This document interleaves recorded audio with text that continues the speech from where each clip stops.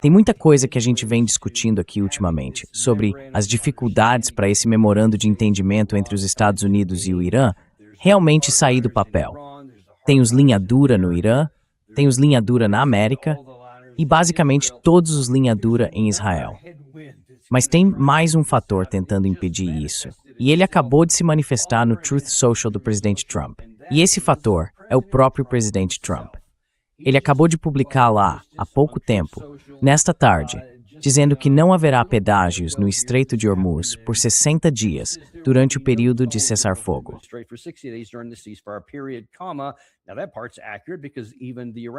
Essa parte está certa, porque até o lado iraniano concordou com isso. Mas ele não para aí.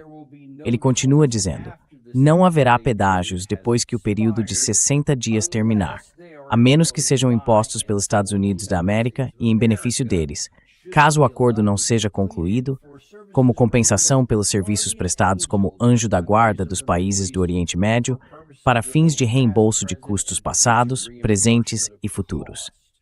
E aí vem aquela saudação estranha que ele sempre coloca: agradeço a sua atenção a este assunto. Mas olha, escuta, primeiro de tudo, que anjo da guarda é esse? A gente precisa ser reembolsado por todas as perdas que tivemos, porque somos o anjo da guarda de todo mundo.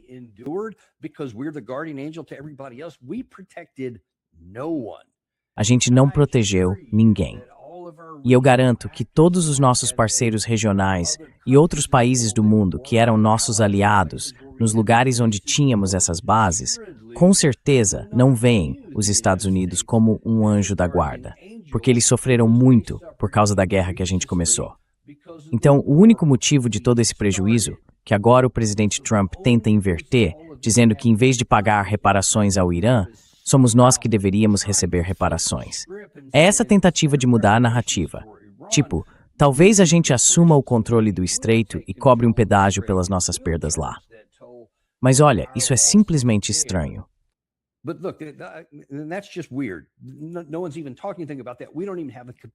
Ninguém está nem falando sobre isso. A gente nem tem capacidade para fazer isso. Omã e o Irã ficam dos dois lados do Estreito de Hormuz, e as águas territoriais de 12 milhas deles se cruzam bem no meio. Então eles têm o controle. Eles têm controle físico ali, com suas forças e outros tipos de capacidade. A gente não tem. A gente não está lá. Então não tem como fazer isso. E esse é só o segundo ponto de por que essa declaração toda foi estranha. Mas vamos olhar mais de perto os fundamentos disso, porque ele diz que, mesmo depois dos 60 dias, não vai ter pedágio.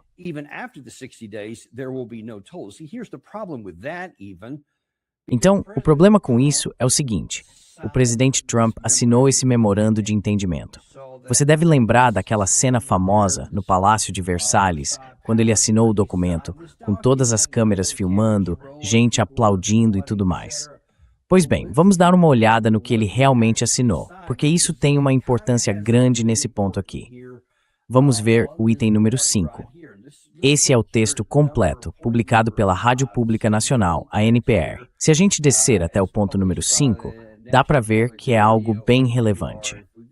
O presidente Trump talvez devesse ter lido com atenção o que estava assinando. No momento da assinatura desse memorando, a República Islâmica do Irã se compromete a fazer os arranjos necessários, usando seus melhores esforços, para garantir a passagem segura de embarcações comerciais, sem cobrança de taxas, por apenas 60 dias.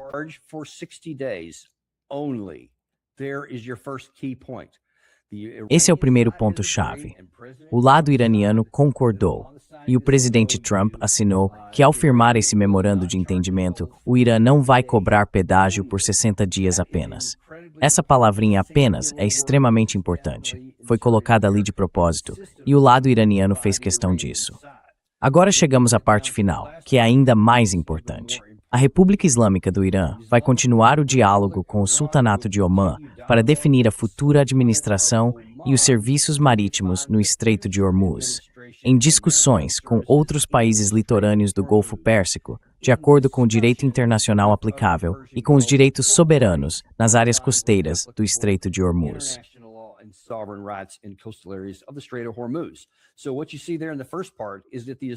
Então, o que a gente vê ali na primeira parte é que a República Islâmica do Irã vai manter um diálogo com o Sultanato de Omã para definir a futura administração e os serviços marítimos no Estreito de Hormuz. Depois eles vão conversar com outros países do Golfo Pérsico. Mas nesse momento, quem realmente decide são só Omã e Irã. E depois, sim, eles vão discutir com os estados litorâneos. Agora, quem é que não aparece nessa lista?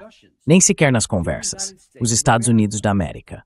Foi o presidente Trump que assinou isso, pessoal. Foi ele quem concordou com esse documento, que dizia que o Irã não cobraria pedágio por 60 dias apenas, e que Omã e Irã iriam decidir por conta própria como seria a administração no futuro. E a gente já sabe disso, porque eles mesmos já disseram.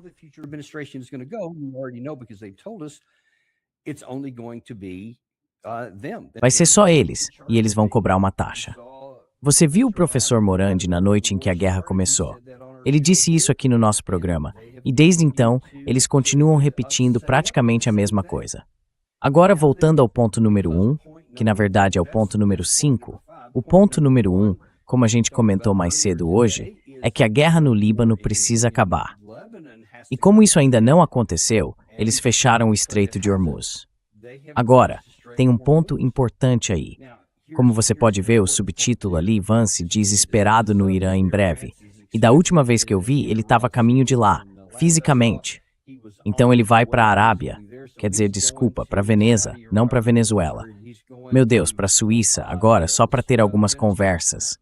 E o lado iraniano também está a caminho dessas negociações. Mas aí é que começam alguns dos problemas.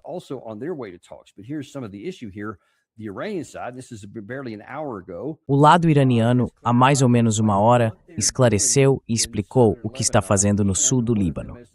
E uma das coisas é que a delegação que vai para a Suíça não está indo lá para começar conversas técnicas com os Estados Unidos. A ideia é outra. O Irã não vai avançar na implementação do memorando de entendimento, a menos que os israelenses cumpram o acordo e que os americanos assumam a responsabilidade por isso.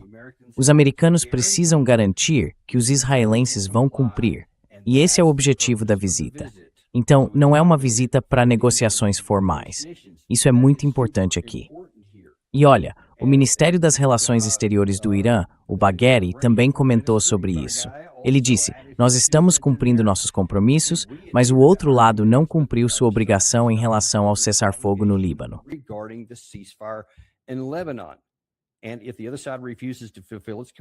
E se o outro lado se recusar a cumprir o que prometeu, o Irã vai responder na mesma moeda. E agora a gente vê o fechamento do Estreito de Hormuz. Então o presidente Trump pode até voltar atrás e mudar os termos se quiser. Mas pessoal, eu estou dizendo para vocês, isso não vai funcionar, porque o Irã é quem tem a vantagem. E ao que tudo indica, o presidente Trump não tem essa vantagem em relação a Israel, porque ele mesmo falou, naquela entrevista para Axios, na sexta-feira, dizendo para Irã, olha, eu posso cobrar Israel sobre isso, eles vão fazer o que eu mandar. Lembram quando ele disse isso? A gente já mostrou isso antes. E mesmo assim, olha o que saiu há poucas horas. Israel e o Hezbollah continuam com os ataques, apesar do acordo de cessar-fogo. Isso foi noticiado pela BBC há apenas 3 horas.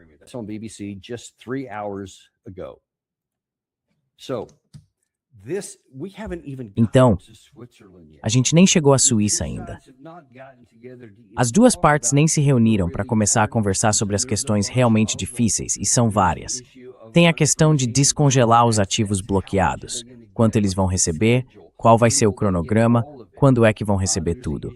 Tem a questão de reduzir as sanções, especialmente as sanções de energia do lado iraniano. Tem também a abertura dos dois lados do Estreito de Hormuz, algo em que tanto os Estados Unidos quanto os iranianos precisam concordar. E o tráfego tem que ser totalmente livre por 60 dias. E depois vem toda a parte do programa nuclear, o material reprocessado, a capacidade de enriquecimento, a declaração de que não haverá armas nucleares e várias outras coisas ligadas a isso. São muitos pontos que precisam ser tratados.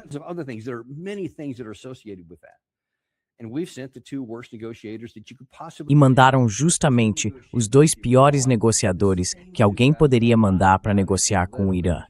Os mesmos dois caras que mentiram sobre isso e levaram o país para uma guerra da primeira vez. Eu não sei como alguém acha que isso vai dar certo. Pelo que parece, não sei se tem algum especialista técnico envolvido, mas com certeza não tem ninguém de alto escalão indo, porque esses dois são os principais, junto com o vice-presidente Vance, que ainda disse hoje em público: "Eu não sou exatamente o maior diplomata do mundo. Não entendo muito dessas coisas, mas vou fazer o que puder." Então me diz, de onde vem a esperança de que tudo isso vai funcionar? Esse é só um dos obstáculos de que eu tô falando. Nem são todos os outros que a gente vive comentando aqui. Isso só mostra, mais uma vez, como vai ser difícil chegar a qualquer tipo de solução. E, sinceramente, eu não sei.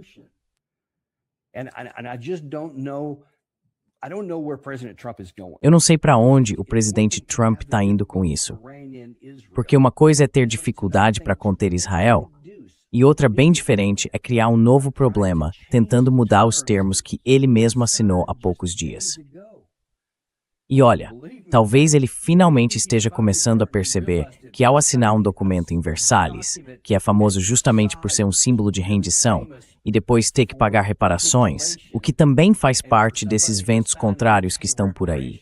Como é que isso vai funcionar? Talvez ele esteja começando a entender isso. E aí olha as manchetes, vê o que as pessoas estão dizendo e percebe que, cara, ele está sendo ridicularizado em todo lugar. Não só pelos democratas, mas também por alguns republicanos que eram a favor da guerra, esses falcões de guerra.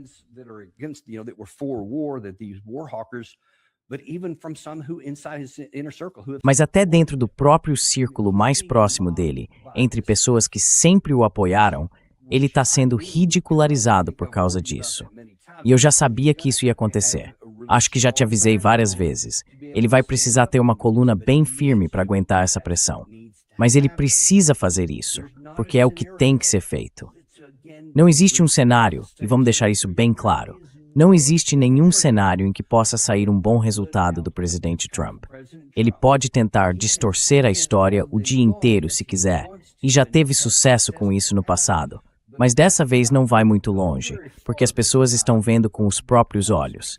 E a coisa mais concreta é: o estreito está aberto ou não está?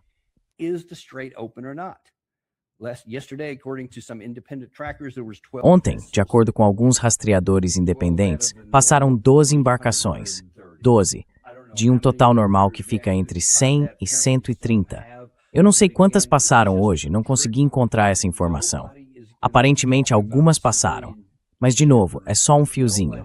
E ninguém vai, estou falando dos transportadores civis, ninguém vai se arriscar de verdade mandando carga por ali, até ter garantias concretas e a certeza de que isso não vai voltar a ser uma zona de guerra.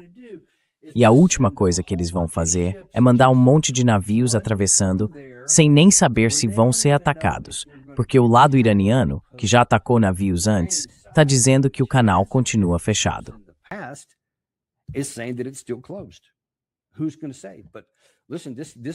Quem pode dizer, né? Mas olha, isso simplesmente não é uma boa jogada para o presidente Trump. Não está caminhando em direção à paz. Não está levando a resultados que sejam bons para os Estados Unidos. E mais uma vez, mesmo deixando de lado esse ponto negativo, mostra que ele não tem esse poder sobre o lado israelense. E ele vai ter que encarar isso. São coisas que não dá para empurrar com a barriga. Isso aqui não é como a guerra do Afeganistão, em que dava para adiar ano após ano porque não afetava muito o resto. Aqui as consequências são profundas, afetam tudo, e esse assunto ele não vai poder adiar, nem esconder.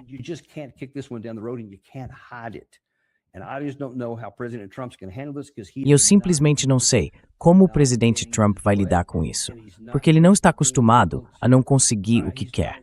Ele está acostumado a conseguir dar o seu jeito, a girar a narrativa, fazer todo mundo acreditar e ver o mercado reagir e por aí vai, como tem acontecido na maior parte dessa guerra até agora. Mas agora chegou a hora da verdade, e ele vai ter que entregar resultado. Girar a história não vai funcionar mais. Eu venho dizendo, em algum momento, a narrativa e a realidade vão se chocar.